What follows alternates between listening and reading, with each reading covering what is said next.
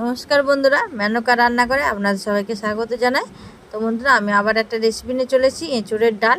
তো কীভাবে বানাচ্ছি আপনাদের সঙ্গে শেয়ার করছি, পুরো ভিডিওটা দেখার জন্য অনুরোধ করছি বন্ধুদেরকে। তো চলুন বন্ধুরা, রেসিপিটা বানিয়ে আমি দেখাই। তো কী কী লাগবে আমি দেখাচ্ছি। এখানে এঁচোড় দেখুন কেটে নিয়েছি, ছোট ছোট করে আমি কেটে নিয়েছি আগে থেকে। বাজারে এখন কচি কচি এঁচোড় পাওয়া যায়। তো এখানে একটা তেজপাতা কেটে নিয়েছি, আর আগে থেকে ছোলার ডাল এখানে ভিজিয়ে রেখেছিলাম আমি। তো এখানে কড়াই তেল দিয়ে দিচ্ছি। এঁচড়গুলোকে আগে একটু ভেজে নেবো। তো এঁচড়গুলো দিয়ে দিলাম।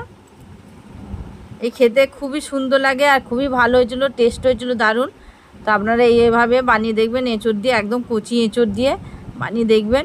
তো এবার হলুদ দিয়ে দিলাম, দিয়ে একটু এটাকে ভেজে নিলাম। প্রেসারে এবার ছোলার ডালটা দিয়ে দিলাম, ভালো করে ধুয়ে নিয়েছি, নিয়ে ছোলার ডালটা দিয়ে দিলাম। তো এঁচড়টা ভেজে নিয়েছি, ভেজে নিয়ে এবার তুলে দিয়ে দিলাম, দিয়ে এবার জল দিলাম পরিমাণ মতন, দিয়ে এবার নুন দিয়ে এবার এটাকে সিটি মারবো।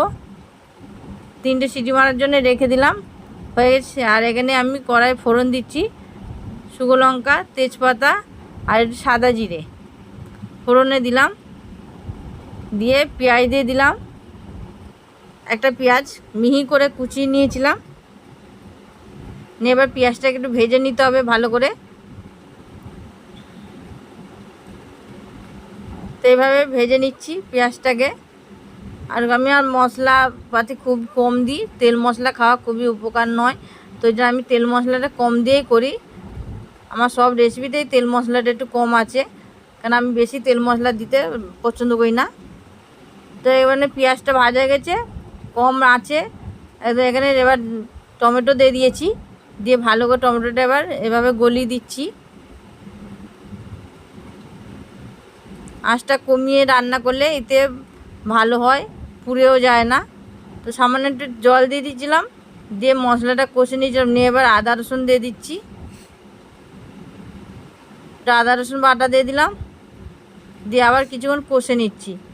নিয়ে এবার হলুদ গুঁড়ো দিয়ে দিলাম, লঙ্কার গুঁড়ো দিয়ে দিলাম, জিরে গুঁড়ো দিয়ে দিলাম, ধনে গুঁড়ো দিলাম, দিয়ে সব মশলা দিয়ে একসঙ্গে ভালো করে এটাকে কষে নেব।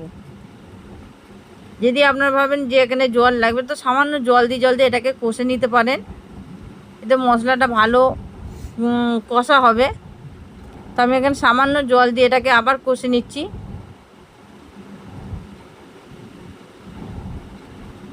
তো এইভাবে কষে নিচ্ছি। এইটা এঁচড় দিয়ে ডালটা আপনারা রুটি দিয়ে, পরোটাতে সবইতেই খেতে পারবেন, ভাতের সঙ্গেও খেতে পারবেন, খুবই ভালো হয়েছিল। এবার একটু চিনি দিয়ে দিলাম স্বাদের জন্যে, দিয়ে আবার কিছুক্ষণ কষে নিচ্ছি ভালো করে। এদিকে প্রেসারে সিটি মেরে রেখে দিয়েছিলাম ডালটা সিদ্ধ হওয়ার জন্যে।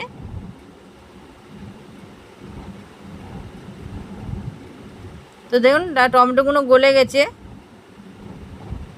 ভালো করে কষেও নিয়েছি। তো এবার ওর মধ্যে দিয়ে দেবো প্রেসার থেকে। এবার প্রেসারটা খুলে দিয়েছি, দেখুন ডালটা দেখাচ্ছি। ঠিক এভাবে বেশি গলিয়ে দেবো না।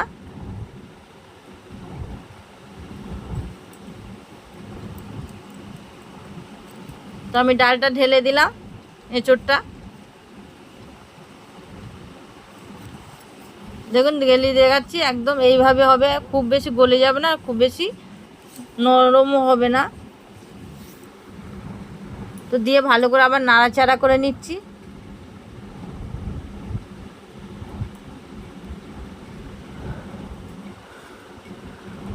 পরিমাণ মতন এবার একটু জল দিয়ে দেবো, দিয়ে কিছুক্ষণ ঢাকা দিয়ে আবার রান্না করে নেবো। ঢাকনা খুলে দিয়েছি, দেখুন জল দেওয়া হয়ে গেছিলো, জলটা ফুটে গেছে, ডালটা একদম গলেও গেছে, নরম হয়ে গেছে।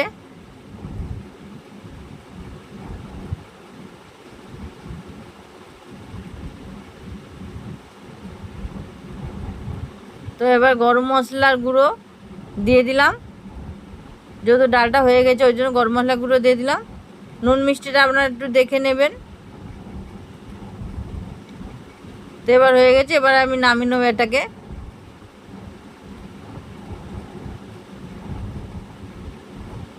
একটু নামানোর আগে একটু ঘিয়ে দিয়ে দিলাম, এতে টেস্টটাও খুব ভালো হবে আর সেন্টটাও খুব ভালো ছাড়ে। তো তার জন্য আমি গরম মশলা ইয়ে দিয়ে দিলাম, ঘি দিয়ে দিলাম, দিয়ে এবার ঘি দিয়ে একটু নামিয়ে নেবে। ঘি দেওয়া হয়ে গেছে, আমি নামিয়ে নিই। দেখুন কি সুন্দর দেখতে হয়েছে। তো কেমন হলো বন্ধুরা একটা কমেন্টে জানিয়ে দেবেন, আর একটা লাইক করে দেবেন, আর অনেক অনেক করে শেয়ার করুন বন্ধুরা। আর ভালো লাগলে একটা সাবস্ক্রাইব করে দেবেন বন্ধুরা দয়া করে, যাতে আরও নতুন নতুন রেসিপি আপনাদের সাথে শেয়ার করতে পারি। আবার অন্য ভিডিও নিয়ে ফিরে আসবো। এখনকার মতো আবার এলাম। নমস্কার।